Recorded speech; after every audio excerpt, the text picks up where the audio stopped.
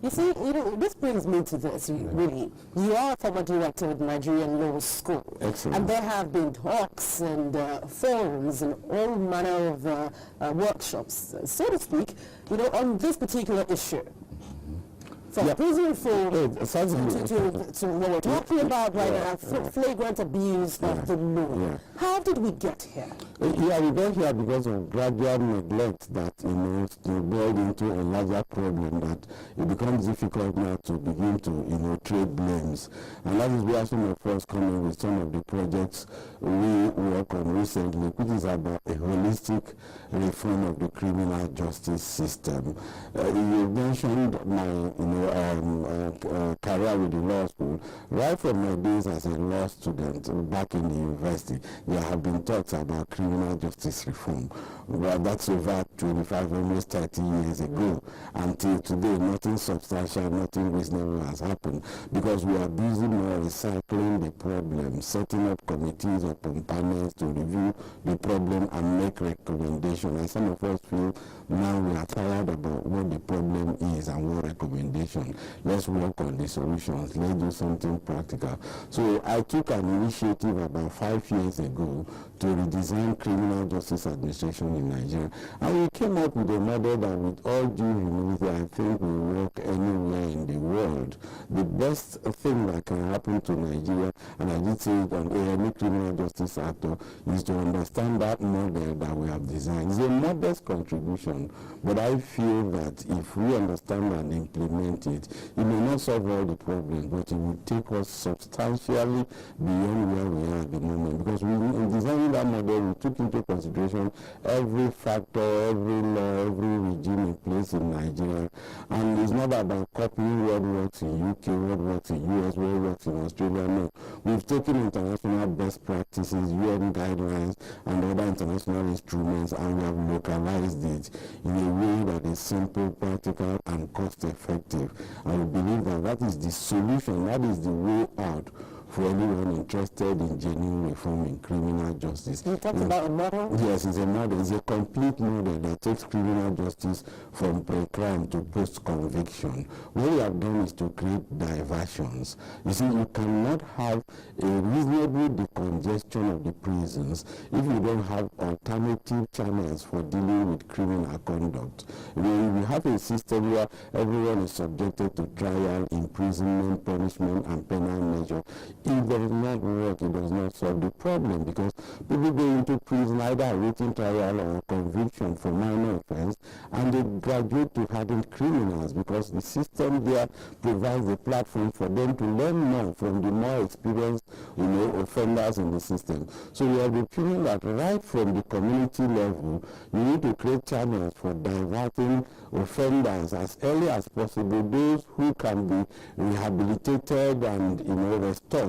Take that initiative very early. Don't let them come into too close contact with those who are already in the world of crime. If you did that, you will be able to take away, not all, but a substantial number of those who graduate to be terror to the society. And I want to challenge anyone interested in this research. Look at any person who has been arrested for very serious crime, organized crime and all that. You see that they started from minor offenses, and from those minor offenses they graduate to the world of serious and organized crime. So our model is about creating channels at the community level, at the police level, at the prosecutorial level, at the court level, and even at conviction level. There's no reason we should use imprisonment as the only solution to crime and criminality. There's nowhere in the world again where that works as a solution to the problem. So you have to create non-custodial measures, alternatives to imprisonment, in a way that works in an environment such as ours. So we have designed what we call the Belgore model hostel. The model is named after the former Chief Justice of Nigeria, Justice S.M. Belgore. So we create the Belgore hostels where state governments, and that brings me to the problem of criminal justice. 90, if not 99% of the problem is at the state level. It's not a federal thing. If you doubt me, take a research of all these either awaiting trial or conviction. A good number of them, a majority of them are there because of state laws. state processes and state courts. You know, I think yes. the thing is, these still come before the lawyers, you know, probably to change things. Lawyers are part of the system. Part of the system and even part of the problem. Exactly, but what we have done under the model I talk about is substantial reorientation of lawyers. I think a lot needs to be done in that respect. Lawyers, I have been privileged to be involved in training lawyers. The sort of training so far we have offered lawyers does not prepare them for these alternative measures. And so the impression, ironically, amongst most of my colleagues, is that these processes are not available in our laws. But I want to say this on air, that processes such as probation, community service, and non-custodial measures, they are available in our laws in Nigeria in the same way they are available in any other jurisdiction, and they can be achieved under our laws.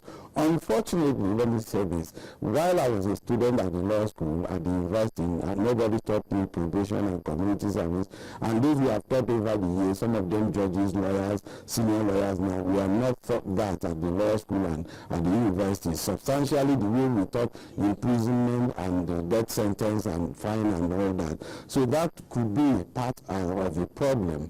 So part of what we do under this new model now is to create that sort of capacity for lawyers to know that these options are available, they can be utilized, and judges to know that they have the power to make these orders.